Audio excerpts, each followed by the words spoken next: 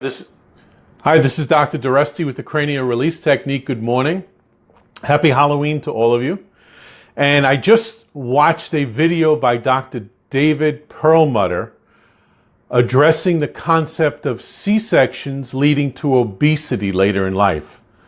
And I found that to be a very interesting topic, because for those of you that have been following along with Cranial Release, we in Cranial Release have always spoken about the birth process, and as the baby's head is passing through mommy's birth canal, there's pressure, and that pressure causes compression. And then as the baby's head leaves the birth canal, that compression then turns into decompression. And that compression-decompression kickstarts what we call in cranial work the primary respiratory mechanism, this involuntary pump that is vital for optimal health in all aspects of our life.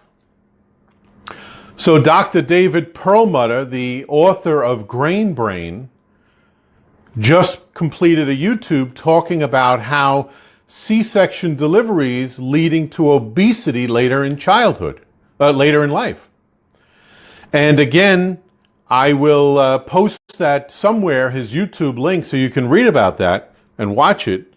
But again, that makes perfect sense. And in his mind, what's happening is that during the birth process, because of the C-section, the baby is not being exposed to the microbiome, all the good bacteria in mommy's birth canal, which is also a fabulous point.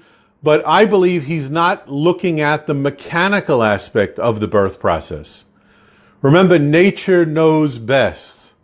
So if we pass through mommy's birth canal, have the normal compression followed by the decompression, or what's termed the blowout phenomenon, again, this kickstarts the primary respiratory mechanism, which is the key to all of cranial work, including cranial release technique. So that child that was born C-section has now been denied this compression-decompression, and that will put a drag, for lack of a better word, on the central nervous system throughout the baby's life.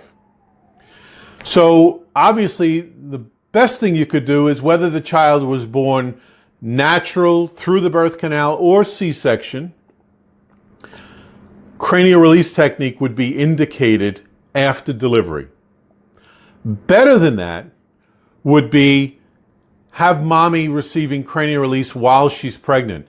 If mommy's cranium is distorted, if you go out and walk around in the street today and just look at people, look at your friends, look at your family, look at your clients, you'll see distortion.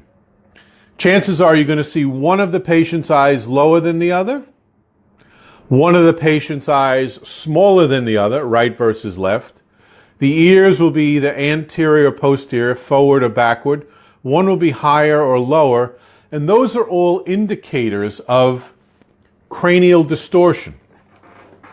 And I can tell you that if you see any of that distortion, which you will see everywhere, you'll see it on television, you'll see it from Hollywood, you'll see it in your neighbors and the people that you do business with every day, I can tell you that that patient's body is absolutely unable to function optimally.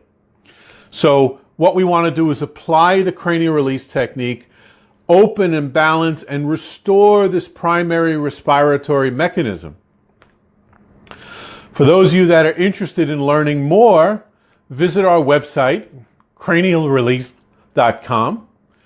I would recommend you click on the free report where you can get some free videos, or if you'd like to go a step further, there's a button on the website, CRT Online Training. You can click on that and you can watch a free 40-minute video of me explaining this in much more detail. So thank you so much for watching. Again, cranialrelease.com, and I'll look forward to speaking to you down the road. Thank you so much. Have a great day, and happy Halloween. Goodbye.